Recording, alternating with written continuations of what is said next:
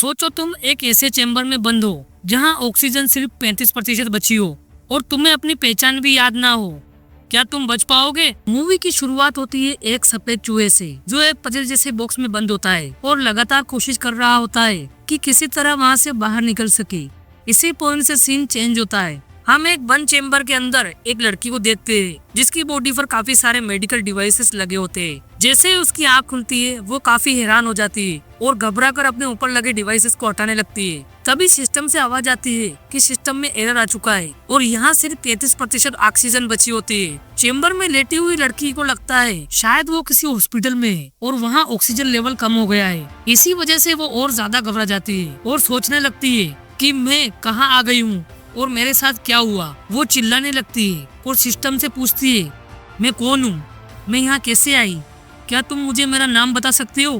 System उसका एक अजीब सा नाम बताता है लेकिन वो उसका असली नाम नहीं होता। फिर वो सिस्टम से कहती है, क्या तुम मुझे दिखा सकते हो कि मैं दिखने में कैसी हूँ? सिस्टम उसे उसका रिफ्लेक्शन दिखाता है। रिफ्लेक्शन देखते ही उसे दोबारा विजन आने लगते हैं। उन विजन्स में उसे कोई चूहे दिखाई देते हैं और वो ज्यादा घबरा जाती है क्योंकि उसे समझ नहीं आ रहा होता कि वो हॉस्पिटल में या किसी और अजीब सी चेंबर में। वो सिस्टम से पूछती है लेकिन सिस्टम जवाब देता है कि वो ये इन्फॉर्मेशन नहीं दे सकता। तब वो सिस्टम से कहती है, मुझे यहाँ से बाहर निकालो। सिस्टम तुरंत बोलता है, अपना कोड बताइए। लेकिन लड़की को कोई कोड याद ही नहीं होता। तब उसे एक आइडिया आता है कि अगर सिस्टम उसकी बात मान रहा है तो शायद वो पुलिस को कॉल भी करवा सकता है। वो सिस्टम से कहकर पुलिस को कॉल करवाती है। पुलिस कॉल रिसीव करती है और वो बताना शुरू करती है, मुझे नहीं पता ये हॉस्पिटल है या कोई और जगह, लेकिन मैं एक चेंबर के अंदर बंद हूँ। वो पुलिस को चेंबर का मॉडल नंबर भी बताती है लेकिन पुलिस को लोकेशन समझ नहीं आती। वो पुलिस से कहती है, आप मेरी कॉल ट्रेस करके मेरी लोकेशन पता लगा लीजिए। लेकिन इतना कहते ही कॉल कट हो जाती है। अब वो सिस्टम से कहती है, मेरा डीएनए चेक करो और बताओ क्या ये किसी से मैच करता है।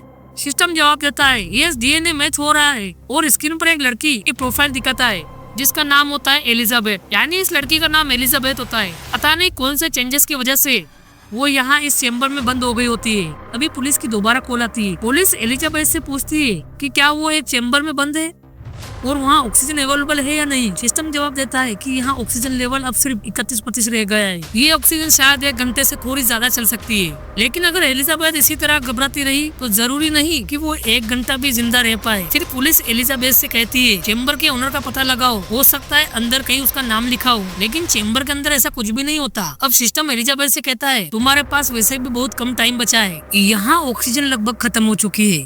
तब सिस्टम एलिजाबेथ से पूछता है, क्या मैं तुम्हारी जिंदगी अभी बिना दर्द के खत्म कर दूं क्योंकि ऑक्सीजन खत्म हो रही है।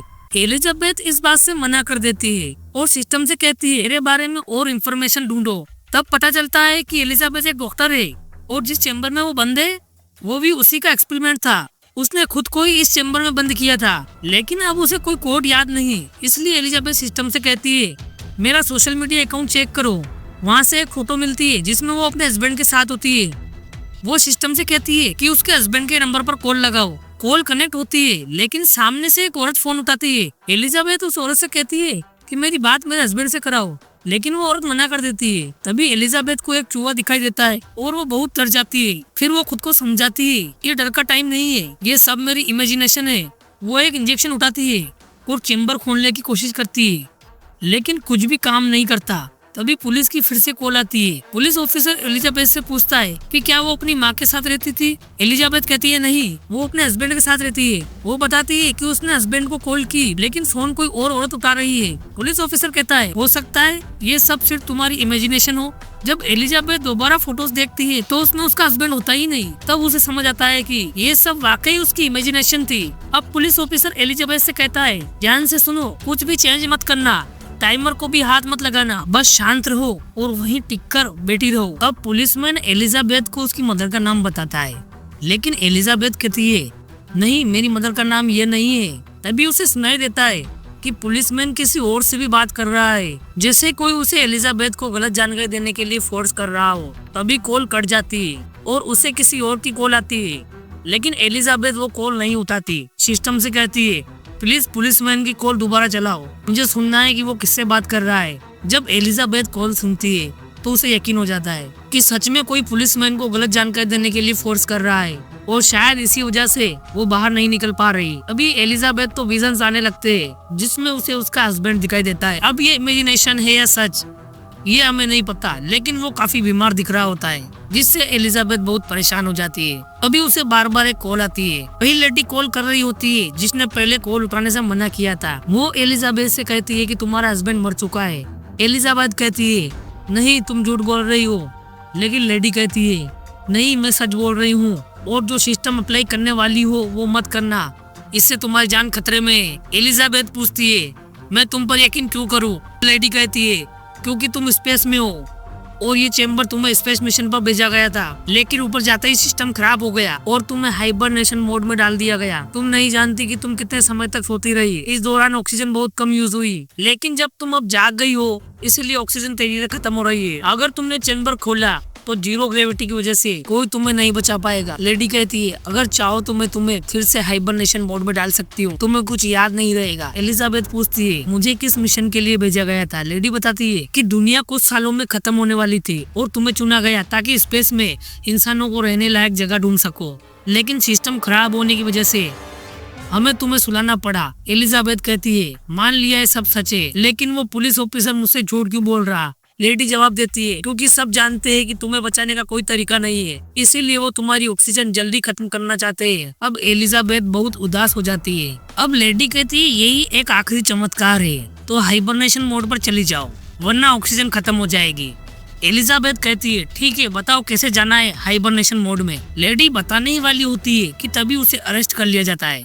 जाते जाते वो कहती है कि जब ऑक्सीजन लेवल 2% हो जाए तुरंत हाइबरनेशन मोड में चली जाना, अगर इससे कम हुआ तो तुम मर जाओगी। अब एलिजाबेथ याद करने की कोशिश करती है कि यह सब कैसे हुआ, लेकिन उसे कुछ याद नहीं आता। वो चेम्बर को तोड़ने की कोशिश करती है ताकि इलेक्ट्रिक शॉक से उसकी मेमोरीज वापस आ जाए। तभी उसे विजन्स आते हैं जहां वो अपने हस्बैंड के साथ होती है जो वायरस फैलने के बाद मर चुका होता है। विजन में हस्बैंड कहता है कि हम दोबारा मिलेंगे। तब एलिजाबेथ कहती है अगर मरना ही है तो क्या ना उससे पहले अपनी मदर से बात कर लूं? वो सिस्टम से कहती है प्लीज मेरी माँ को कॉल मिलाओ और वो अपनी माँ से जी भर के बात करती है। इसके बाद वो सिस्टम से पूछती है क्या मैं इस चेम्बर में स्पेस में बिल्कुल अकेली हूँ? तो सिस्टम जवाब देता है। सिस्टम बताता है कि उसके अलावा हजारों और चेम्बर्स भी है। जब शीशे की शील्ड हटती है तो एलिजाबेथ देखती है कि बाहर एक डेड बॉडी स्पेस में तैर रही है और चारों तरफ बहुत सारे चेम्बर्स है। उसे एक विजन आता है कि उसका हस्बैंड भी इन्हीं चेम्बर्स में से किसी एक में है। जब वो उसके हस्बैंड का चेहरा देखती है तो उसमें जीने की उम्मीद आ जाती है। फिर उसे अपनी पास्ट मेमोरी याद आती है। वो पहले चूहों पर एक्सपेरिमेंट करती थी जहां एक चूहे की मेमोरी और जीन्स दूसरे चूहे में डाले जाते थे। जिस चूहे में मेमोरी डाली जाती थी वो पहली बार में ही पजल सोल्व कर लेता था। यही से खुलासा होता है कि एलिजाबेथ असली नहीं बल्कि उसकी क्लोन है जिसमें असली एलिजाबेथ की मेमोरी डाली गई है। स्पेस में मौजूद बाकी सभी लोग ऐसे ही क्लोन है। एलिजाबेथ देखती है कि उसकी ऑक्सीजन सिर्फ 3% बची है। वो हाइबरनेशन मोड में जाना चाहती है लेकिन डिवाइस हट चुकी होती है। जब तक वो दोबारा डिवाइस लगाती है ऑक्सीजन 1% से भी कम हो जाती है। मरने से पहले वो हस्बैंड के लिए गुड बाय मैसेज रिकॉर्ड करती है। फिर उसे एक आइडिया आता है। वो सिस्टम से पूछती है कि जो लोग मर चुके हैं क्या उनके चेम्बर्स में अभी भी ऑक्सीजन है? सिस्टम कहता है हाँ। एलिजाबेथ कहती है कि उन चेम्बर्स की ऑक्सीजन उसके चेम्बर में ट्रांसफर कर दी जाए। सिस्टम बताते हैं कि ये मुमकिन है लेकिन इसमें कई साल लगेंगे और उसे हाइबरनेशन मोड में जाना होगा। एलिजाबेथ मान जाती है और हाइबरनेशन मोड में चली जाती है। कई साल बाद उसकी आँख खुलती है तो वो अपने हस्बैंड के साथ उसी प्लेनेट पर होती है जहाँ जाने के लिए वो स्पेस में आई थी। अब दोनों साथ में खुश जिंदगी जी रहे होती है और यहीं पर ये मूवी समाप्त होती है।